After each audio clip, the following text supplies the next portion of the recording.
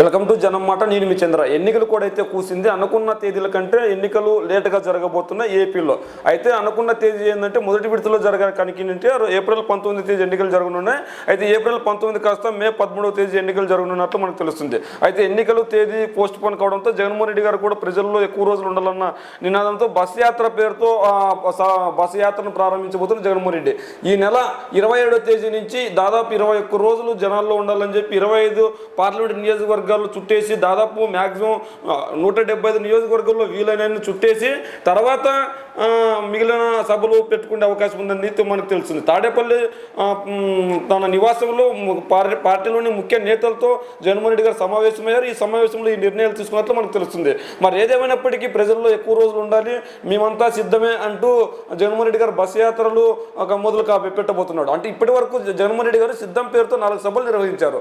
ఉత్తరాంధ్రలో కావచ్చు, కోస్తాంధ్రలో కావచ్చు, అదేవిధంగా రాయలసీమలో కావచ్చు, చివరి సభ ఒంగోలు జిల్లాలోని అద్దంకిలో కావచ్చు. అన్ని సభలు ఒకదాన్ని మించి ఇంకో దాన్ని హైలైట్ చేసుకుంటూ అంటే ప్రజలు పెద్ద ఎత్తున రెస్పాన్స్ వచ్చింది. మరి ఇదే నేపథ్యంలో సిద్ధం సభలకు ఇంత పెద్ద రెస్పాన్స్ వచ్చింది. మరి 25 నియోజకవర్గాల్లో దాదాపు 21 రోజులు జగన్ జనాల్లో ఉండబోతున్నారు. మరి ఎలా ఉండబోతున్నారు ఇన్ని రోజులు? మరి జనాల రెస్పాన్స్ ఏంటి?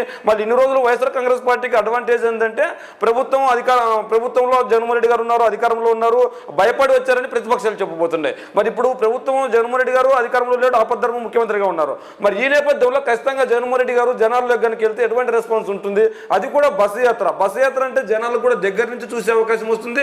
మరి ఇదే నేపథ్యంలో ఖచ్చితంగా జగన్మోహన్ రెడ్డి గారు ఆ సభలు సిద్ధం సభలు పెట్టినప్పుడు ఎక్కువ మంది జనాలు వచ్చారు.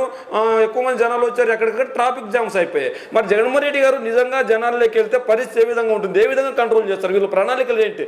బస్సు యాత్ర ప్రతి పార్లమెంట్ నియోజకవర్గంలో చేస్తామని చెప్పారు.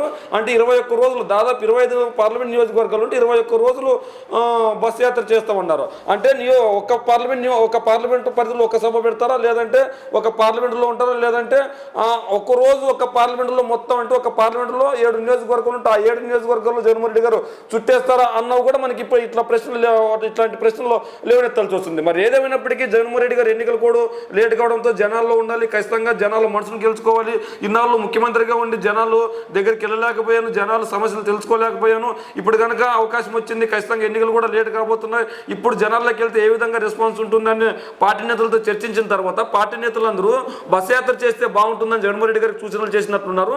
అందులో భాగంగా 21 రోజులు జగన్మోహన్ రెడ్డి గారు జనాల్లో ఉండాలని నిర్దేశించుకొని బస్ యాత్ర ఈ నెల 27వ తేదీ నుంచి ప్రారంభించబోతున్నాడు. మరి ఎక్కడి నుంచి ప్రారంభించబోతున్నాడు, ఏం కథ అన్న పూర్తి వివరాలు అయితే ఇంకా తెలియలేదు. అయితే త్వరలోనే పూర్తి వివరాలు చెప్పే అవకాశం ఉంది. ఎందుకంటే ఇంకా టైం ఉంది కనుక చెప్పే అవకాశం ఉంది.